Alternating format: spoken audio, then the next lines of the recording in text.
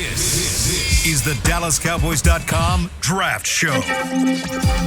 Your war room for insider news and draft analysis from deep within the confines of Cowboys headquarters at the Star in Frisco. The Dallas Cowboys select Michael Parsons. Woo! And now, your hosts, Brian Broaddus, Kyle Yeomans, and David Hellman. It is Tuesday, May the 3rd, and just like that, the Cowboys War Room, which spent so much of the past weekend just bustling with activity, is empty. It's like a roller coaster that just stops short, and all of a sudden we're here to examine what happened and wonder how it all went by so fast, fellas. Yeah, it is, and it's funny because if I still work for the team, I think I'd be sitting in there just kind of looking at the board still. You know, You're kind of the big dramatic moment guy. You sit out on the field for an hour after the game is over. I'm one of those. I like to kind of take it all in. And not that, by the way, we made our G-Bag of the day yesterday with our Ravens discussions. Oh, nice. So, yeah, really? but we didn't win. We didn't win, yeah. The Ravens! The Ravens. It's the But we didn't Ravens. win that. But, no, the I think that where, like I say, you're right. You work so hard at doing it and putting it together and the motions that you go through those days. And then I always like just to kind of sit there and like look at all the tags again and remind myself where we had all these guys. And then you watch where they went.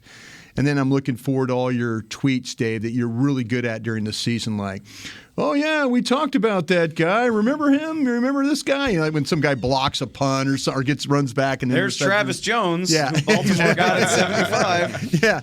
So yeah, that's but that's the thing about it is you're right. You just kind of you're going so fast and then it just stops. It's almost like the end of the football season. Yeah. You know, when we work the football season and like for the playoffs, we're like, you know, the 49ers game, we were so excited and we're going. You're thinking about, and then the season ends and you're just like, okay, what do I do now? Mm-hmm. You know, what do I do now? That is exactly where we are here on one final episode of the Draft Show. I'm Dave Hellman, Bobby, Brian, Kyle, like the big voice guy said. And yeah, I mean, at this point we've had 72 hours since the last pick was made to kind of sit in our feelings and digest it all. And I would love to just sort of break down our feelings on this draft class. We obviously reacted to it all live, but we'll start it out just by saying, has your opinion changed, morphed, whatever, about anything the Cowboys did? Specifically, we can talk about the big three picks, Tyler Smith in the first round, Sam Williams in the second, and Jalen Tolbert in the third. But overall, too, I mean, if you have something on your mind about day three, that's fine, too. But I just want to take it around the table and see how you feel. Bobby, I'll start with you. Felt like, and I know we talked about it at the time, but I mean, it felt like more of a traits draft than they've done in a very long time. Like a lot of it just was about, hey, these guys need some coaching, they need some seasoning, whatever else. But like we really believe in the potential of all these guys, and the potential is off the charts. It's just going to take, some investment. And that goes all the way from their very first pick at Tyler Smith all the way to their last pick at Devin Harper. It was traits all the way in between. I think the hallmark of this will be remembered as they went traits and toughness. They clearly wanted to sort of adjust the culture and bring in a different style of player or a different tone with these guys that they drafted, because just about everybody they draft has an edge. Like everybody they drafted this weekend has some sort of an edge pretty much. So how much of a flip is that from y'all's initial thinking? Because I know for me, when we went into this draft process, we said it was a win now sort of draft because you have a certain amount of players that you're missing. Yes, you're going to have to replace Randy Gregory and Amari Cooper. That's not going to happen in an NFL draft. However, you do expect to go and get these immediate starters. And we even went through one by one each of these picks live on the draft coverage. And only one of them, Tyler Smith, being a for sure starter. And even that's not even for sure to a certain extent. So is this a draft for the future more so than it was when we thought going into it? Because that's my biggest thing right now. No, I understand what you're saying. I think for me, the draft was different because it was the last two drafts, it wasn't about need. It was really about hey, who's the best player on that board? Who in the stack is the best player? Who's the next best player on that board? And it's kind of surprised us. It kind of made us like, oh, they took that guy. Oh, they took that guy. That kind of thing. But this one was more about, and Stephen Jones is like on the pre-draft stuff was kind of saying, hey, we don't have anything that we're really pressing anything. I hate to differ with you there, sir. You just took your starting left guard. You needed a wide receiver because of the situation you were in. Defensive end, you lost a guy because an agent pulled the rug out from underneath you. That kind of thing. So, the first 3 picks at least were those ones where it went like, we need a guard, we need this, we need this. I would go as far as to say the first 4. Yeah. Because I think after if you wrote it down on a piece of paper on Wednesday. How about Ferguson too? That's what I'm saying. Yeah. Okay. Well, I was talking about if we wrote it down on like if we all got together on Wednesday morning before the draft and we were like, what are the 4 biggest needs on this team? That's what they hit all in a row. Not just what are the 4 biggest needs, but it's like how would you rank the 4 biggest needs? There are a lot of people I think who would rank them like that. Yes, for sure. Yeah. So, but to me, when I went back and looked, again, sitting around looking at tags, and I look at the Cowboys draft, and I was just kind of going through all the teams and what they had done, and in like the order they took guys. Maybe and my gauge was just what my 190. The players I watched. I was disappointed I didn't have tackle tape and all that, but I got that, so we're good go with that. But the thing about it is, though, all my players were kind of grouped together that they took. Tolbert being my highest rated guy at 74, Williams at 75, so they were right there. Smith was at 79, Ridgeway was at 92. See, they were all kind of right there. It's kind of what Stephen Jones said on Saturday night. We were drafting 4th rounders all the way through. The real outlier, if you want to say that, would be Ferguson at 152. Because I had some tight ends that were better that I clearly liked. There were some guards that I had better that I clearly liked. But they don't always see it. I'm just saying, I'm looking at what I saw as compared to maybe how they saw it, the draft. And there was, like I say, there's some teams that I was like, always laughing. We laughing about the Ravens and stuff like that. The Jets. We make fun of the Seahawks.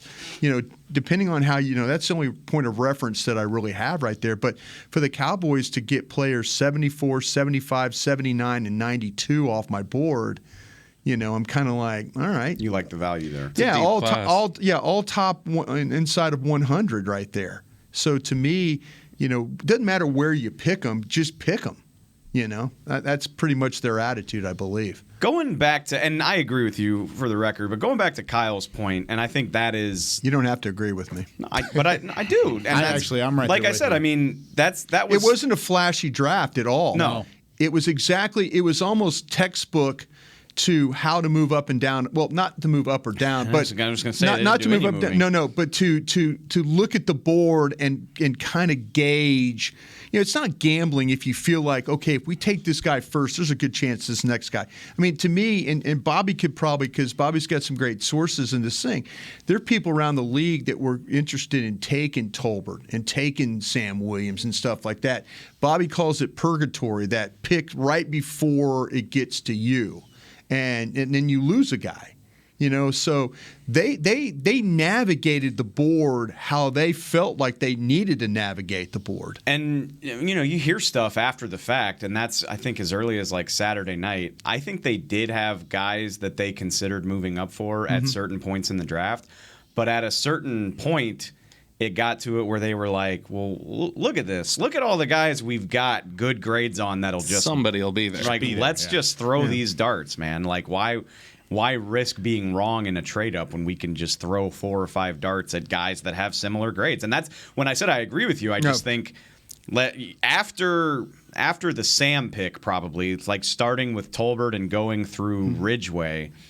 I think the grades on all these guys were fairly close. Like, I feel like they got pretty good value with all of these picks. And you hear about tight ends specifically in that 4th round. Jake Ferguson wasn't necessarily the top name on their board, but he wasn't far off from the Cade Ottens and the Daniel Bellingers and the Charlie Kohlers that went before Ferguson. They felt good about Ferguson. They liked him overall. He just wasn't that number one guy on their board, but they were so similar and so close together that it wasn't necessarily. See, that's to me where I would have, if they get Kohler at that spot, and he goes right ahead of them, right? Ravens, of course, the Ravens drafted him. It's the Ravens. But say they draft Kohler, then on my board they've drafted 5 third-round guys.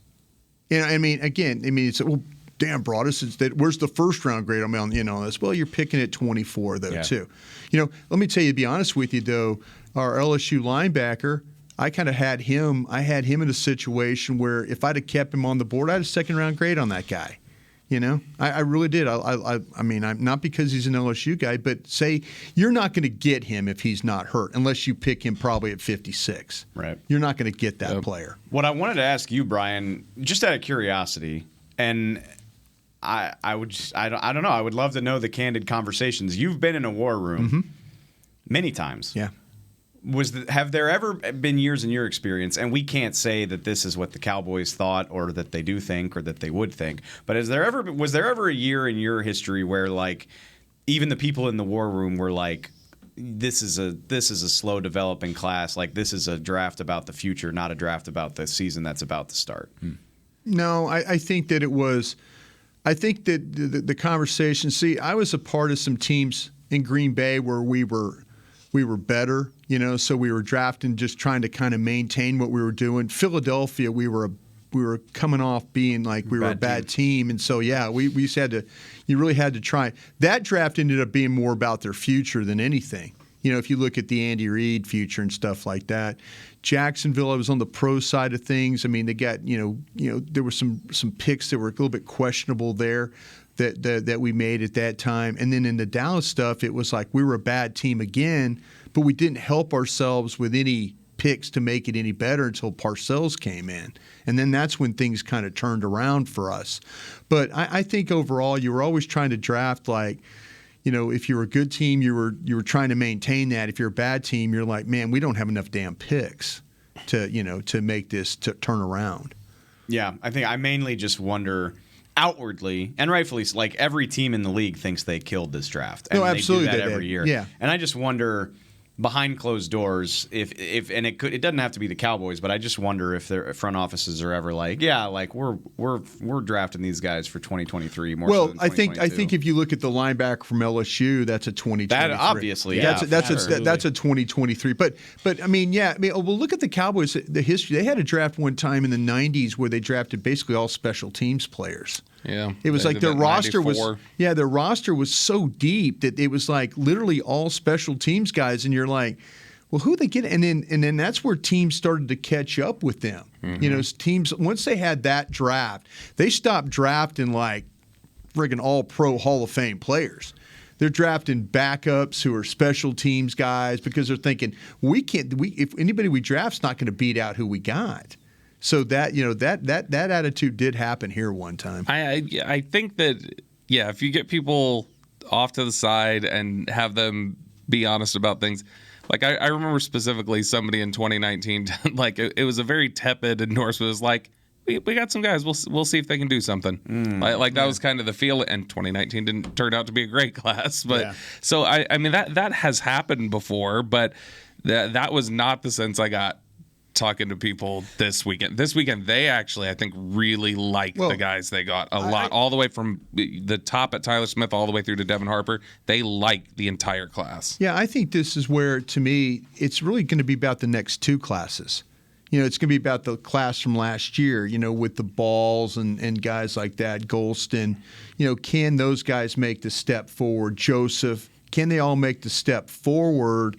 To help your team. And then, it takes a lot of pressure off some of these. Now, you're going to need Smith to start at guard. Got to. And you're going to need Tolbert likely to play a role at wide receiver. You can't have him inactive every week. I think we would agree that those two, if nothing else, need maybe Sam Williams, too.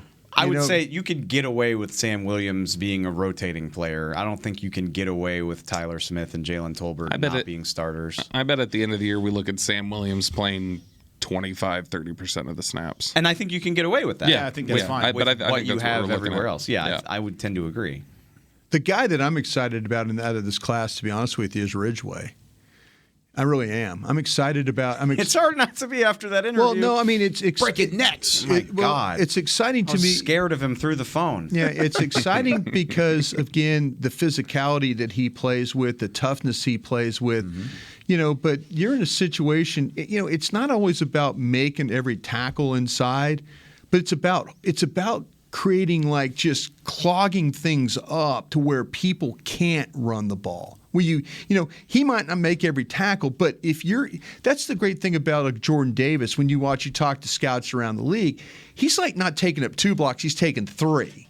That's if you're clogging things up in the middle that bad, then that gives that back that indecision, there's no push up front. Backs, of course, love it when you can get that push so they can read where the hole is developing. But if you got a guy like Ridgeway who's standing there just hammering those centers and guards, and now there's no place for these backs to go, that's a big part of your defense right there. Let me ask you this, because I remember so many people got excited about Quentin Bohanna because they just didn't draft guys like him under the previous regime. Mm-hmm. Yeah. And I remember at some point being like, the hype on a 6th round pick is a little much for me. Well, it was hefty. To me, this is a different player. That's what I'm saying. So you sound like you expect more from Ridgeway than I would from a 5th round pick. That's what I'm saying. I expect more from Ridgeway the way he plays, and with him and Bohanna and those guys, they talk about having 2 of those guys.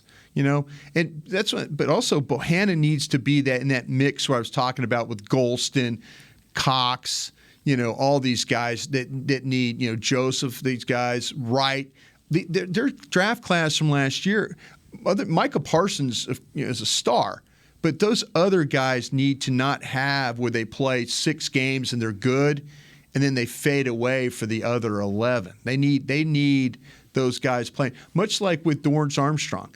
Dorrance Armstrong to me was always a guy that played really well one game and then you lost him for 4. Where I think last year he was more consistent. They need to get that from not only from the previous draft class, but I'm saying, like I say, if they could pull just Smith being the starter, and then Tolbert, and then Williams and others kind of supplementing in, I think that's a good thing. We've talked about it. We talked about it over the weekend, but on the off chance any listeners don't want to sift through 18 hours of us acting a fool, just have you learned anything or heard anything about Tyler Smith, or it could even be just your impressions of him from his visit to the facility?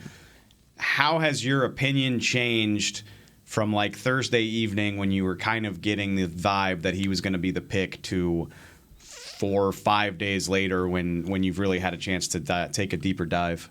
I think the biggest thing with it is his projection. And early on, and you're watching the player and you're looking at the tape, it's hit or miss with Tyler Smith sometimes. I mean, especially as a pass blocker. As a run blocker, I think he's NFL ready right now, which is kind of – it bodes well to his projection as a guard to go in and play at left guard. I think he's going to be fine. To Jerry Jones's ears, yeah. Sure. I think he can go in and find a spot as the starting left guard immediately. If he were to come in and be the starting tackle and he's on an island and he's backing up and he's in pass sets, that's when you have some troubles. There's tape out there against Cincinnati, and Myjai Sanders is just absolutely having his way with Tyler Smith. And Myjai Sanders was outside of the top 100 pick to Arizona this past weekend. I liked Myjai more than anything, but I liked him because he went up against Tyler Smith and absolutely destroyed the guy. Yeah. But most of those sets where he was getting beat against Myjai Sanders was in pass blocking sets. That's something that he can develop along the way while also immediately translating the guard. There were rumors out there, and I don't know how much truth there is to this, but there's rumors that if he were to stay at the collegiate level, he was a late declare. If he would have stayed around the college game, there's a chance he would have transferred to an SEC school. He would have started, and then he would have been up in the top category as maybe a top 10 pick, just based off of his projection alone. He's only 21 years old, turned 21, 3 weeks ago? And then you turn around, and now he's an NFL player. He's got a high ceiling. It's just you got to get it out of him. That's up to Joe Philbin. That's up to Kellen Moore. It's those guys across the building. Now they got to take advantage because they've got the guy, they've got the traits, they've got the potential. Now you got to take advantage if he's a first-round pick. I think they're confident they're getting it out of him. Good. And I think that they feel like if he hits his potential, Brian's favorite word, that ceiling, if he gets to his ceiling, Brian, I think they feel like he comes out of this as the best tackle in the group. I think that's genuinely how they feel about it. And they think they're going to get that out of him. It's just a matter of who's going to get it out of him. You've got a chance here Joe Philbin and these offensive coaches, you can get this out of him. And if you can't, well, we'll find somebody else to do it. But somebody's going to get it out of him because we believe he can do it. Yeah. I think the thing that I became away with him is I didn't know the personality. This is the great advantage. He's got like we all get to watch the tape, and then all of a sudden we get to talk to the kid. Yeah. And then all of a sudden you're going, I see it. I could see how he could come off in an interview. I could see how he can come off as, there's things, you talk to him, there's things, we had a chance to interview him on the radio that day, and there's things he says that you're like, man, for a young kid, he gets this. He understands this. I think Bobby's onto something very interesting. Now the pressure is on Mike McCarthy, Kellen Moore, Joe Philbin. If you don't find a way, McCarthy even said himself, 3 draft classes now. 3 draft classes. You got to find a way to, because I feel like some teams in your division got a little bit better. Yeah. I felt like the Giants got a little bit better. I felt like the Commanders got a little bit better. Eagles got a little bit better. So maybe the gap, you still have the best quarterback in the division, and that always helps. But, they've added some pieces. Those other teams have added some pieces along the way to make it not so much maybe a 6-0 cakewalk for you during the year. I think we've all heard the rumor that Tyler Smith wouldn't have finished his college career at Tulsa had he stayed. And it's a great point, and I think it gives you a really good idea of the type of talent you're talking about. Like if this kid could go to an Alabama and start and maybe be a top 10 pick, that's wonderful. I do think the caveat there is, had he done that, that is a full season of developing in the SEC where to be a top 5, it's top 10 pick. It's a step up from Tulsa, but it's not the NFL, and you're also probably going to a program that is used to pumping these kids out. I mean, Bama has a top 10 tackle every year. Yeah, but you're in a situation, too. Let's not forget that Cincinnati from that conference made it to the playoffs. So they're playing good football. It's just a matter of maybe some of the coaching. Maybe he's such a good player that you don't mess with him technique-wise. You just don't say anything. As a coach, you're kind of like, are you really pulling it out? No, I'm again, it's not like I'm taking a slam at Tulsa there, but it's like sometimes you let these star players play. Just do it. Yeah. Just play. Whereas maybe if you do go to one of these other places and stuff, the competition, again, the playoff team from that American Athletic Conference there was part of it. I didn't mean that so much as a knock on Tulsa. I guess my point is you that did. Sounded like it. No, I didn't. I meant it more along the lines of like, it's great if he's got the talent to play at an Alabama. Sure. Yeah. That's a year of coaching that he's getting that he's not now. The coaching needs to happen here. Right. That's the point I was trying to make. And that's the point I think Bobby's on to, and he's right. But I think this is a year where, and we've talked about a bunch on 105.3 The Fan, is that they're in a situation right now where the evaluation of the coaches, especially the way Dan Quinn's contract is. Yeah. It appears to me that Dan Quinn is got the kind of contract now where, Mike McCarthy's like, I wish we wouldn't have had to go through all this and stuff like that. But yeah, there's a lot of pressure on this offensive staff. The defensive staff appears to be able to develop players. I was having a conversation with some guys coming on the way over here. We're like, if Tyler Smith was playing for Dan Quinn, I wouldn't worry at all about this pick. But I worry, and we interviewed Joe Philbin. He was super nice to us. That was great. And here's a guy that, again, I'm sitting there thinking, okay, Joe Philbin, here I am. I'm the guy that wants to get rid of you. But he was very cordial and very nice about the interview and stuff like that. A pro, but there's pressure on him to get this line playing like it was halfway through the season last year. There's been a lot of talk about Tyler Smith's hands and his hand usage and stuff like that. His feet. Their feet are what you're going to have to clean up too. Yep. Those pass sets. Yeah. But that's the thing. Again, it's almost like he doesn't know. And Joe Philbin kind of talked about it. There is something intriguing about a clean slate. You're not having it. You can basically build somebody up in the habits that you want.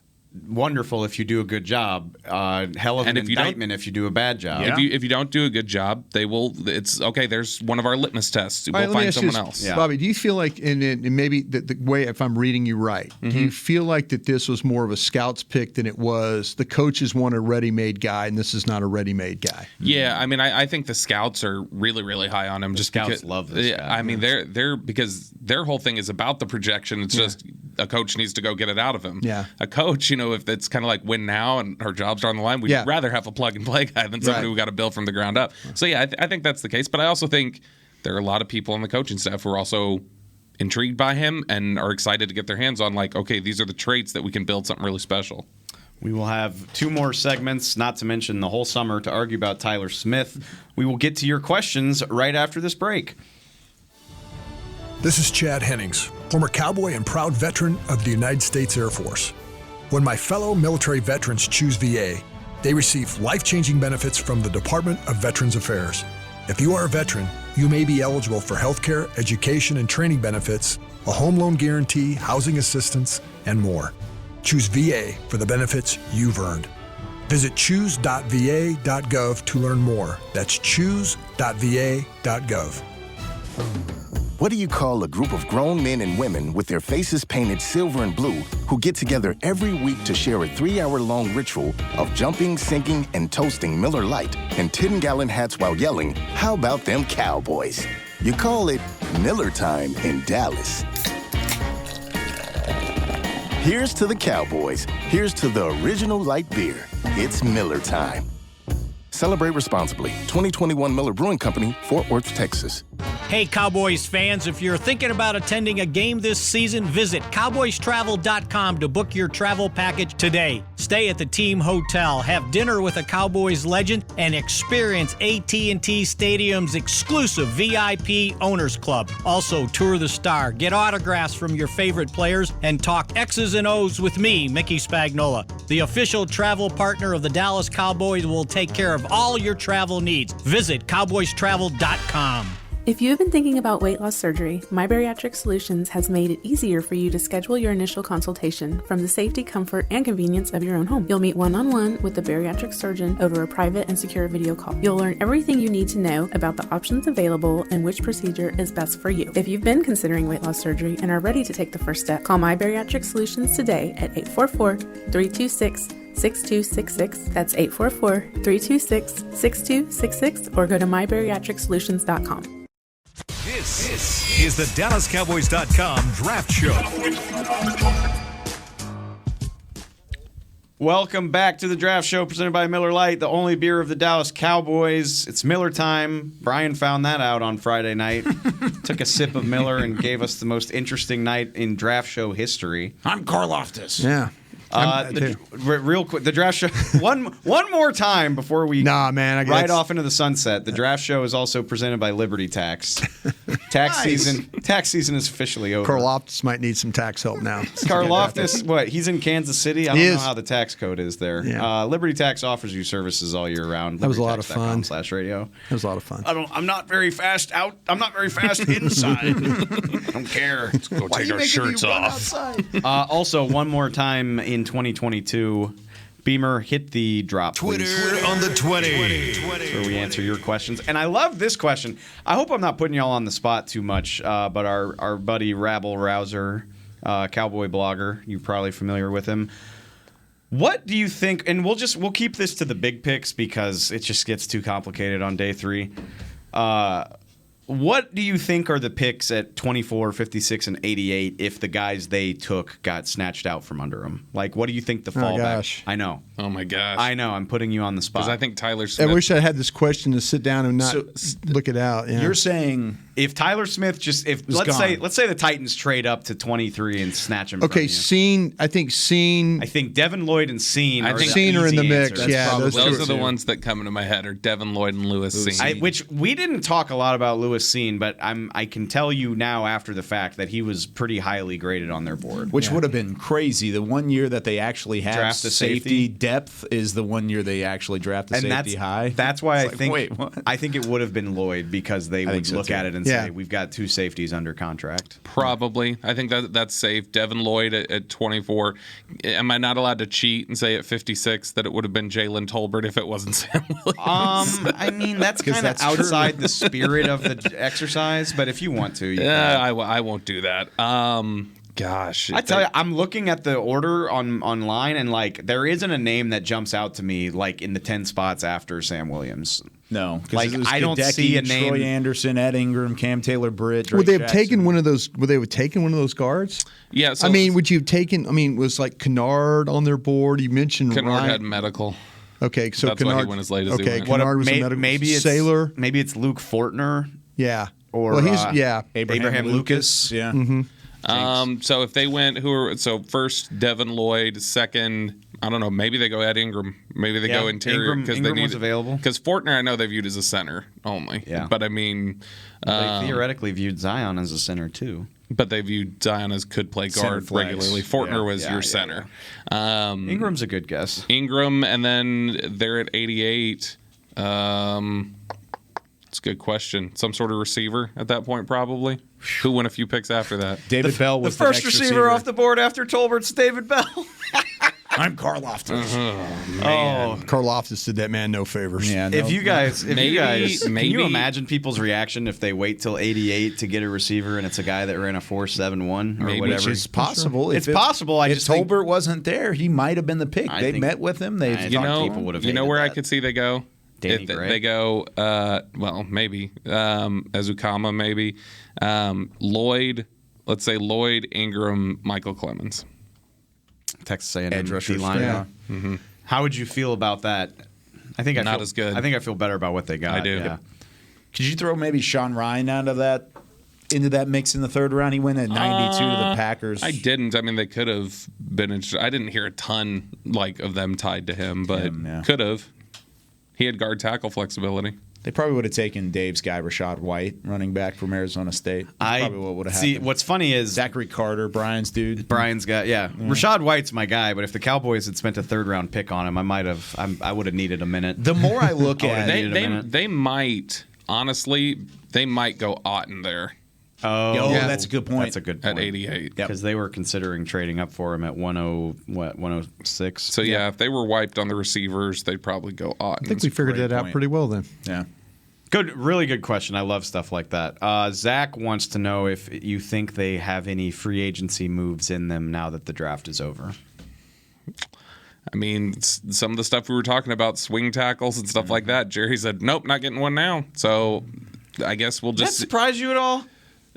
Just because a little bit. You're putting a lot of Surprised faith me. in two guys that have never played in the NFL, Yeah, Josh it surprised Ball me and pretty Matt. shockingly. Well, but they need to play. But I mean, yeah, you drafted him and you're putting a lot of faith. I think you're also saying Matt, well, let's go. Like, for some reason, his name, I'm like you with this guy. Like, his name is like a mental block for me. I can never. Let's go. Yeah. Let's go. I Let's know. go. I just Let's keep let's thinking, go. like, let's go. Yeah, Yeah, I keep let's thinking go. of I keep thinking of the Cartel song. Let's go. I think Or honestly, ignoring that. I think to be honest with you, I think you need Ball to be the swing, and I think Let's Go needs to be the redshirt guy. You know, I agree. I mean, that's what's. But Ball's played just as many snaps in the regular season as Let's Go. Who did they have graded higher? that goes. Did they have Let's Go graded higher than think Ball they was did. last year? I think they did. Okay, well then we're going to see some competition there for sure. But I'd like to see some competition at right tackle. To be honest with you, I would You too. know, I'd like to see Terrence Steele get pushed a little bit. If one of these guys is better than Steele, let's go there. I think they feel like they had their. odds? I think they felt like they had their competition at right tackle last year, and I think that's why Terrence Steele's the guy now. Yeah, but like I say, it goes back not only talking about the development of Smith, but how about a Ball?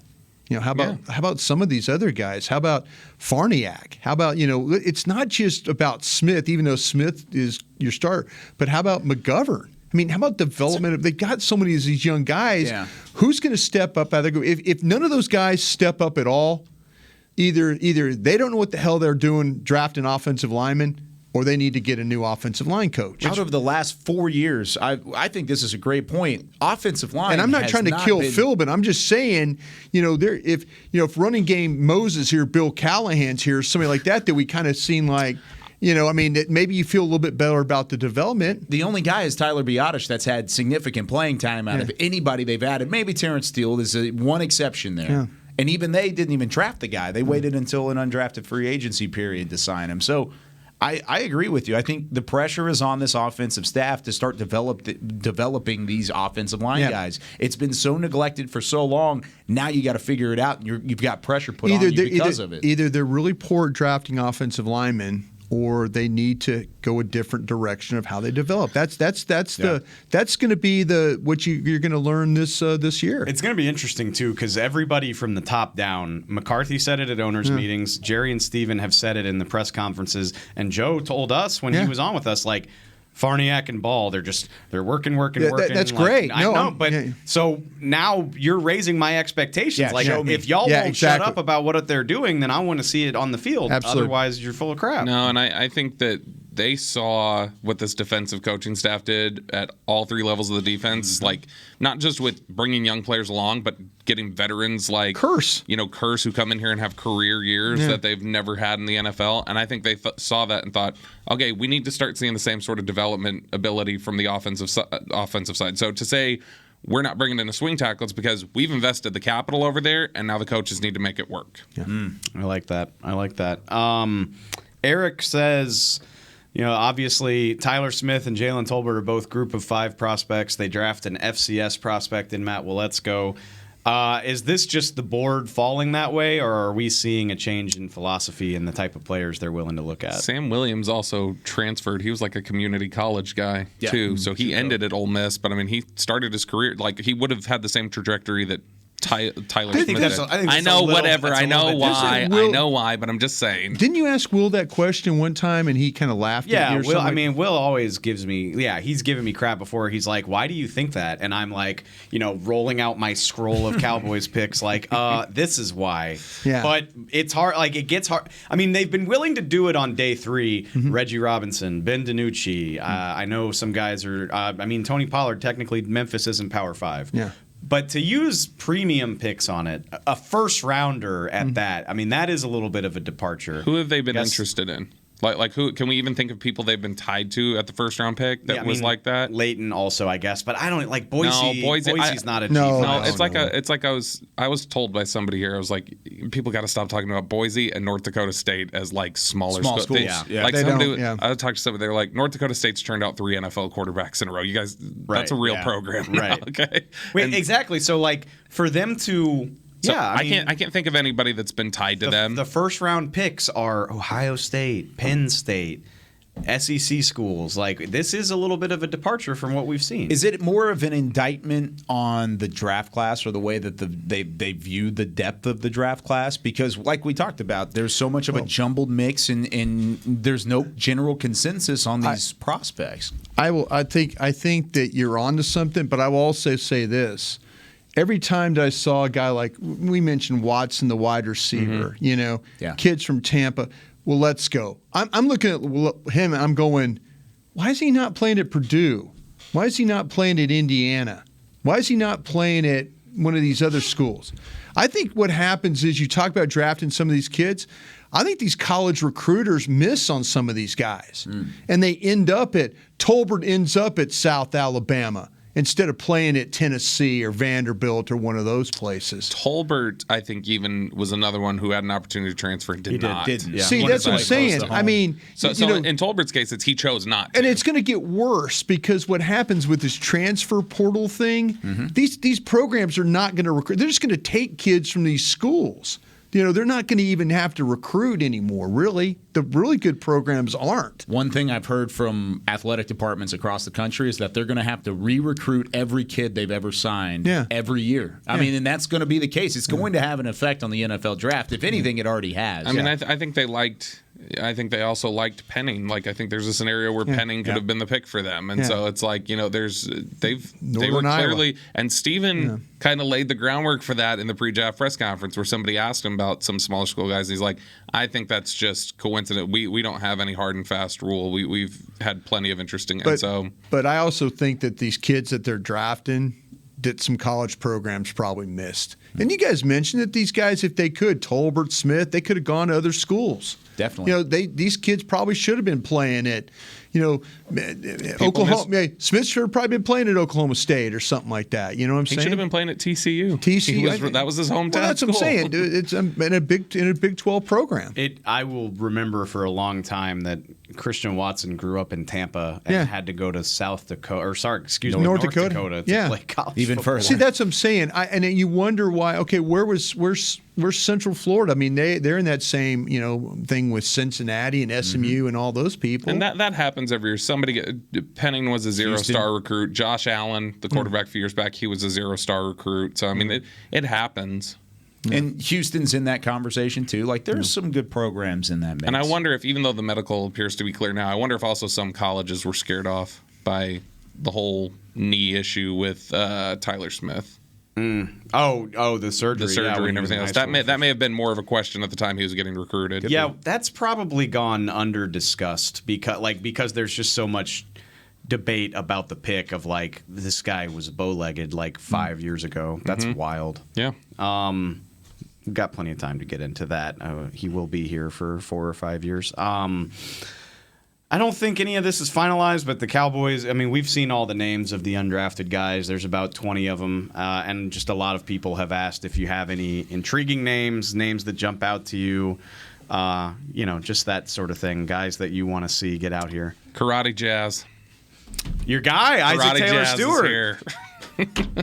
Isaac Taylor Stewart, the guy who is a USC second-degree Taekwondo black belt or something. Saxophone? No, he's just obsessed with jazz music. He meditates all the time. Like he's just a different personality. West Coast guy. That's my kind of guy. And traits. Like I mean, there's they talked about. We heard it from, I think, everybody who came in here when they were talking about players. They talked about the height, weight, speed parameters. Like he fits the height, weight, speed parameters. For sure. He's fast. He's long. He's got good size. And I, like, personally, I know everybody else hated the guy. Apparently, I mean, he went undrafted.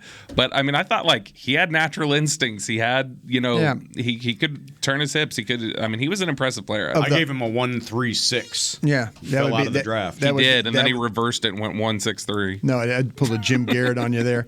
I'll say this. No, I had him in the stack. I had Taylor Stewart at 177 of 190. I had Malik Davis, the running back, at 188. I had Alec Lindstrom, the center guard from Boston College, at 181. And James Impey, I think that's how you say him, Boston College. He's a center guard. I had him at BYU at 191. They talk about, I mean, of smart. They talk about Impey being really, really smart. Yeah. Of those guys I had, that's kind of where I had my guys. He's like 25 or 26 because he did a mission trip, right? Yeah, you get a lot of the older BYU players. But you're probably. I mean, 25. Tyler Smith just turned 21. This guy's 25. I mean, think of the growing you do in the 5 years. He's really impressive with whiteboard work. Apparently, people think he's really smart. I'd like to mention Dontario Drummond from Ole Miss as the wide receiver, as maybe I didn't see him. Like a guy who could play special teams. He has some decent ability. He's just not fast. It was the 40 that knocked him, right? Really, you gotta kind of 6'5". You got a thing for the slower receivers, huh? You were a big David Bell guy. I wouldn't have. Okay, let's not get twisted. I wasn't a big David. Did you love Noah Brown coming out? That's my guy. You watch Noah Brown. Seriously, you watch Noah Brown play against Oklahoma, like his game of the year. My gosh, you take him the first round. Crazy. I also like Freifogel. Goodness gracious, I mean that's a handful. Yeah. Indiana. He was really big. Couple years ago when Indiana was winning. No, he's a wide receiver. Wide receiver, okay. Yeah, he wore number 3 for Indiana, and he was one of their big targets, big receivers. And then whenever they lost their quarterback, his just stock tanked. I'll also say I think Aaron Hansford makes this team at linebacker. They will have a couple of guys. Just pencil in. Linebacker is the easiest spot, I think, coming in as an underdraft. They're thin in the depth part. Yeah, and that's special teams, character, Luke Gifford. We always had some saying it's about time if you want to upgrade those spots. Yeah, you could. Was it size that knocked Lindstrom? I think every analyst that I looked 6'3", 295. So he's a little undersized. Chris Lindstrom's brother. Really? There's another one of those left-handed snappers, by the way. He comes from a family, though, of football, NFL players. Everybody that I follow had somewhere between a 4th and a 6th on him. So to get him undrafted, I'm intrigued. And Impey as well. Well, that's what I'm saying. I have a feeling that the USC corner – some of those guys, I guarantee if you ask Will about this or anybody in the scouting department, they'll tell you that's the first place they go when it comes to trying to get their free agents. Now, they were in an unusual situation where they had to wait, the draft was still going when they were done. Yeah. So now they're trying to recruit kids while the draft's still going on. And some kid picks up the phone like, oh, the Cowboys know we're here recruiting you. Oh, you're not here drafting me? Hey, we used all of our picks, but we really love you, even though we just used all of our picks. To their credit, they got some guys. They did. I mean, I know they picked off 4 guys off my draft board. That I know. I'm such a cynic. Like, if somebody called me and they were like, God, we love you so much. We'd love to get you down here. I would just be like, not Tony enough to Romo. draft me. Tony Not Romo enough was to that draft way. me. Yeah, that's I'm what so I'm saying. petty with it. Now, I will say, out of my top 30 interior offensive linemen, 30, I had 3 guys undrafted. One was Donovan West out of Arizona State, who we talked about. Yeah. The other 2 were Alec Lindstrom and James Empey. So I like what they did from an offensive line standpoint a lot. It reminds me, and I think we brought it up during the draft coverage, it reminds me of them getting Brandon Knight and Mitch Hyatt in the same undrafted class, which you can joke all you want. I mean, they got useful snaps out of Brandon Knight for like 2 years. Oh, yeah. Well, see, this is interesting because, like I said, I was just reading my notes about Lindstrom, and because I was saying he was a left-handed center, and you don't see many of those guys. But he doesn't have the size like of a Creed Humphrey, who was a left-handed center at Kansas City has, but the footwork and the athletic ability of just staying with his guy and stuff like that. And I think this guy, when he hooks up on people, he can sustain. Yeah. That's the one thing that I really, really like. I mean, he's not gonna get a lot of push. But there were several snaps I said in the Clemson game that I watched where they put a nose right on top of him, and he was able to handle that. So I was encouraged by that. I thought there was a lot of positives to his game. Jerry talked about, don't give me a guy that gets rocked back, pushed back, and all that. I didn't see this guy being that type of guy for only being 6'3", 296. Any kicker takes? John Fossil got his guy with Jonathan Garibay. You know all about this guy, right? No, I don't know anything about this guy. I thought this was the guy you were. No, this is not my guy. The Tech kicker. But everybody I talked to I know said he made a 62-yarder to beat Iowa State or somebody. He boomed one in from 62, and he went 15 to 16. Hey, Brett. He went 25 of 27 for his career, and 15 of 16 as a senior. Brett Maher made a 60-yarder at the end of the preseason to win a job. So I mean, unless they sign somebody else, it's between him and the guy they already had, Nagar, I think is the SMU kicker, who has he's attempted 1 NFL field goal, I believe, when he was briefly with the Jets. So, I mean, not much in the way of competition. Got to bring back Jeff Heath. I mean, kicking? at this point, for kicking. He might have a shot. He might. I mean, I feel like kickers had to have been lining up to sign here because this is just an obvious chance to win a job. There were a few that got released. I wonder if they'd look at any of those veterans that got released after the draft, just as like training camp competition. I would like to think so because again, like even how do you pronounce it, Kyle? Garibay. I thought that's what I said. I think you said something different. Whatever. Garibay is how you say it? Garibay. They say Garibay all day is what something like there that. We go. All day Garibay. All day Garibay, I would like to. He was automatic on PATs. No, yeah, he missed 2 in 2 years. So he's which 49 or 49 of 50 this year. Yeah, pretty good. I would still like to think they bring in a guy who's kicked in the NFL. I don't know. 1 combined attempt in the league between 2 kickers at training camp is. Come on, man, that's not the way Bones rolls. It's kind of scary. All right, we've got. There's one big question that some people asked me, but I want to save it for the last segment. We got one more segment this year. We'll take this break and we'll get right back to it.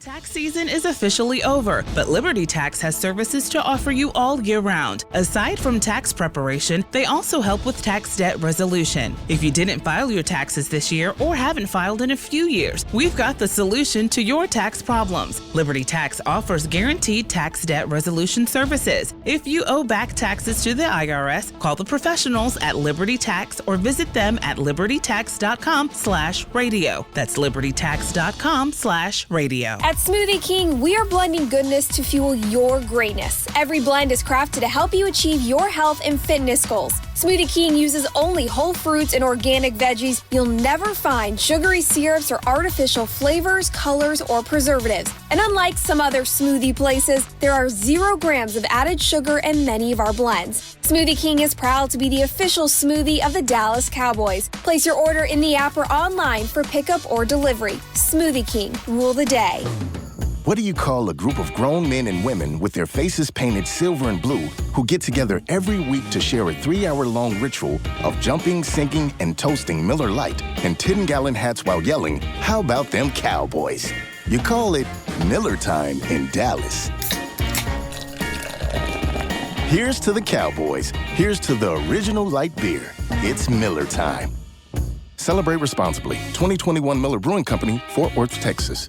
If you have been thinking about weight loss surgery, My Bariatric Solutions has made it easier for you to schedule your initial consultation from the safety, comfort, and convenience of your own home. You'll meet one-on-one with the bariatric surgeon over a private and secure video call. You'll learn everything you need to know about the options available and which procedure is best for you. If you've been considering weight loss surgery and are ready to take the first step, call My Bariatric Solutions today at 844-326-6266. That's 844-326-6266, or go to mybariatricsolutions.com. This is the DallasCowboys.com Draft Show. Attention Cowboy fans, there's a new official razor of the Dallas Cowboys, Shave Logic. Shave Logic is proud to offer Cowboys fans a special upgrade. For a limited time, visit shavelogic.com and get a free $10 gift card with your purchase. Go to shavelogic.com. How much we need to pull together to get you to use Shave Logic to shave your beard entirely? I will never shave my beard again. I remember when we first started working with you. No. Yeah, I saw that. It would have to be like a legitimately large amount of money. I saw your security footage. I want to know. Yeah. It looks bad, doesn't it? Don't you? And we also have your wonderful Nick Hayden photo. Oh, yeah. That Michaud always loves to tweet. I look really bad without a beard. Like, I'm talking, I would need 5 figures to shave. My wife is always, yes. My wife's never seen me clean shaven. I thought it would be 6 and she figures. won't. I mean, 6 is unrealistic, but like, if you offer me 20 grand, I'll do it. I'll grow it back right away. What about 10? Yes, I would do it for 10 grand. What about 5? No, I said 5. 5 figures. About 9,999. Sure. Start the GoFundMe, and I'll shave for $9,999. There's way better things to do with that money. Hey, I agree. Don't underestimate the power of the internet, man. Don't tempt me. I paid you you got $200 in your pocket during the season last year.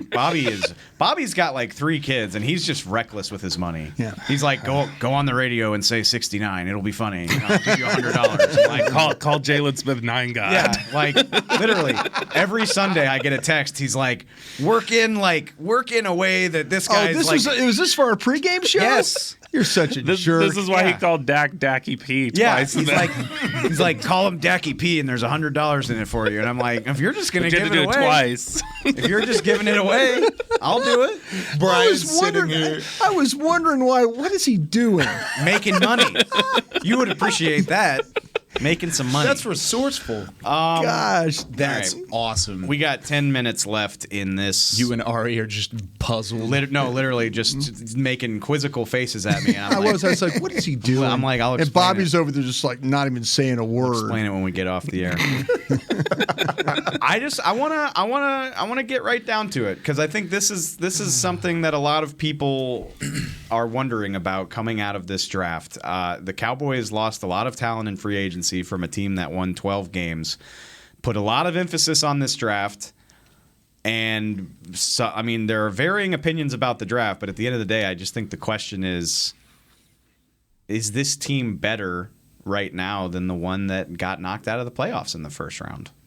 And obviously, we don't 100% know the answer to that. Yeah. The guys aren't even in the building yet. We got OTAs and a whole training camp and everything.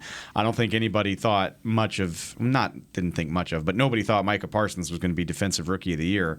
But even still, I'll give you some leeway to be wrong, but just what is your gut opinion about that right now? The talent is not better, I don't think you can say, but is the culture or the personalities or the play styles or things like that, all the things that go into it's the old Scott Pioli line of it's not the best 53 players, it's the right 53 players. Like, are these the right guys? That's what remains to be seen, because they clearly were deficient in, like we talked about, the toughness, the attitude. I think they felt like at times they were missing leadership in certain position groups and things like that. Do they have that now? Has that been remedied, or are you building a culture, more of the culture that you want? And if that's the case, then they could be better. But I mean, that just remains to be seen. We can't know that until we start seeing them, work together. It was evident inside of 2 weeks who Micah Parsons was. Yeah. And so I think we'll know pretty quick who some of these guys are. And even that's a rare case. Usually if you're a rookie, if you're a leader as a rookie, then you're a Micah Parsons. And he's as rare as anybody in a first-year NFL role that has ever played the game. Then you turn around, most of these guys, if they're going to be quote-unquote leaders in that locker room, it would be 2, 3, 4 years down the road. But right now, just based off of the personalities and the guys that they've drafted, I'm right there with Bobby. I do not think they're better from a talent standpoint. Sure, there's room for improvement in a couple of areas, especially offensive line. Tyler Smith could come in and be a better offensive guard than Connor Williams was last year. There's a potential for that. Is it the expectation? Maybe not. You would hope it is, but maybe it won't happen. But from a toughness standpoint, I think they are tougher than they were whenever they concluded the year in the wild card round. Yeah, I think to me, because I was just going through, just looking at the schedule, and man, you better be better. You better. Tough. Because it looked easy for like 2 weeks. You were like, Rodgers might retire. Brady did retire. Like, we got this. Tennessee. Russell Wilson got traded to the AFC. Yeah. Tennessee, Green Bay, Cincinnati, Tampa, Indy, plus what you got to deal with your own schedule and stuff with your own division. The whole thing to me, the key of this is going to be the quarterback. Is the team going to be better because of the quarterback? Are they going to find ways to help him? Are they, is this left guard? If we don't have a revolving door at left guard, what's going to happen at right tackle? Are the receivers? You've lost. You lost a pretty big piece there at receiver. Are they going to be able to step in, replace that? What they lost. Defensively, I think that, to me, I trust what's going to happen on defense. Last year I was thinking, this offense, if the defense could just be top 15, I trust what's going to happen on this defense. I really do. I trust the coaching staff. I trust the players. I think that'll be fine. I do worry about Kellen Moore. I do worry about the quarterback. I do worry about the Joe Philbin and the offensive line. If they don't run the ball or they don't show better balance, this team could be in trouble playing against the teams I mentioned, the Tennessees, the Green Bays, the Rams, Cincinnati, Tampa. There could be a lot of those games where all of a sudden, it's, they're looking at the wrong end of that. If I'm a Cowboy fan that wants to put on the rosy glasses, and I'm glad you took the words right out of my mouth, what can Tyler Smith help you with, hopefully, right away? Yeah. Running the ball. Yep. Like, that's what he was great at in college. He's 6'5", 330 pounds. Him, Zach Martin, probably Tyler Biotish. Like, if he can upgrade your run game and get it back to a level where better balance. Yeah. If you can run, if it's a given that you're going to run for 130 to 160 yards a game, this team can be very, very successful. That's when they were for 8 weeks. That's when they were at their best. Like, look, nobody loves winging the ball around the yard more than me, but this team is at its best when they can impose their will on the ground, and I'm sure that's a big part of why they like this guy. If you look at this team, and I'm going to ask this question, and I know that you'll argue with me on this, but I just was curious: is the quarterback just who he is? Or is there room for the quarterback to continue? When to you say who he is, what do you mean? Well, who he is, like, because he played at an MVP level before halfway through his season. I would argue, like, if you can do it for half the season, you don't magically forget how to do that. Okay, but they did for 8 weeks. No, I think you talked about there was an injury there. There was an injury to the running back. The offensive line started. Everything was falling apart at once, and then nobody could elevate. The play caller wasn't the best he could be. The head coach didn't step in. See, to me, if that's the case, and again, I asked that question because if you do believe that, this team should be fine. Because I think it's going to go through him. I really do. I think how he plays is going to, because like I say, is he going to be able in year 7 lift the players around? I'm still honestly waiting for CeeDee Lamb to be what I thought. Now maybe I was dead wrong about CeeDee Lamb as a player, but I'm kind of waiting for that. I'm kind of waiting for what we're seeing at Minnesota, what we're seeing at Cincinnati, what we're seeing at some of these other places. But if CeeDee Lamb is just maybe CeeDee Lamb is who he is. You know, I think the maybe Dak is always going to be what he's going to be conversation has been had every single year that he's been in the league. Well, even the owner questioned that. But every single year it's been wrong because every single year he elevates. Now, last year in the second half of the season he went down, but in 2018, especially the second half of 2018, he played it a way that everybody said in 2017 he wasn't capable of. Then they said, well, that's kind of it, and that's who he is. And then 2019, he stepped in and he played it. And so consistently, we ask this question every year, and every year it's been, no, he's better than that. And so I feel like, again, the answer will be no, he's better than that. Can he elevate others' games? That's what I'm going to ask you. The only example we have is he definitively, a guy who people want to compare him to now, as is he better than this guy, is Derek Carr. He made Amari Cooper better than Derek Carr did. Yeah. And so, I mean, we saw it there. Now, he made Dalton Schultz better, maybe. Made Dalton Schultz a ton of money. Yeah. And you, at the beginning of this draft process, you said that you didn't want to deal with anything in terms of the draft plan unless it helped the quarterback. Right. Do you think that they helped their quarterback in this regard? Well, by not having a revolving door at left guard, potentially, yes. Yeah. I do. Tolbert helps. Yeah, and Tolbert helps too. I agree with that. And the thing about it is, though, me personally, I'm kind of wondering about, like I said, I mentioned CeeDee Lamb and stuff like that. They need some of those. They need CeeDee Lamb to step up. Yeah. If it's CeeDee Lamb or the quarterback or the OC or the head, somebody needs to get his game going to the point where we're comparing him to some of the top receivers in this league. No doubt. I've been workshopping this theory for a while now, and nothing they did this weekend did anything to change my mind. I think, privately, between the quarterback, the overall roster, and the weakness of their division, I think the Cowboys think they're good enough to compete and be in the playoffs and be in that conversation without doing anything crazy this year. Yeah. And that's what, like, the vibe I get from this draft is like, yeah, we feel good about it. This guy can start. This guy can do that. But they'll really start hitting their stride in the future. I mean, they consider Tyler Smith a tackle in the future, and we know he's not going to do that right now unless Tyron gets hurt. And so already you're thinking like, okay, this is about the big picture. And I just think in their mind, I think they will be much better in 23 and 24 than they are this year. And I think this is a team that's good enough to win the East in 2022, but probably not what you would call among like the league's true contenders. And I think in order for them to, if they're going to be what they're going to be in 23 and 24, if certain people want to be here in 23 and 24 along with that, they need to show it in 22. Yeah, I agree. See, that's the thing. They're not going to say any of this stuff publicly. No, but that is what I think they. Well, okay, but if that's the case, then you're taking a step back because it's the new coaching much what staff. I'm implying. And it could be like, well, hey, we don't think any of these guys you've drafted the last 3 years can play. I as I've said, I think people internally that last month of the season went, we are not as close as we thought we were. Sure. And I think it was a bit of a rude awakening, and they went, okay, we got to renovate a little bit. Yeah.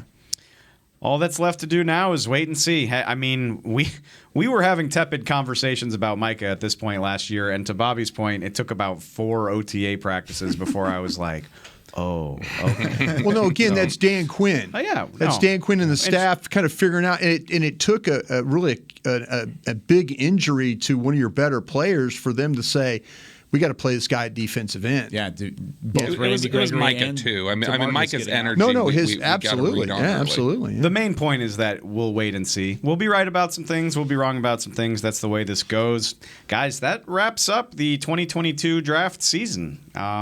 It's bittersweet. It was a lot of work, but I really enjoy working with y'all. I'm glad we did it. Bobby, I grinded for months. Thank you for hitting.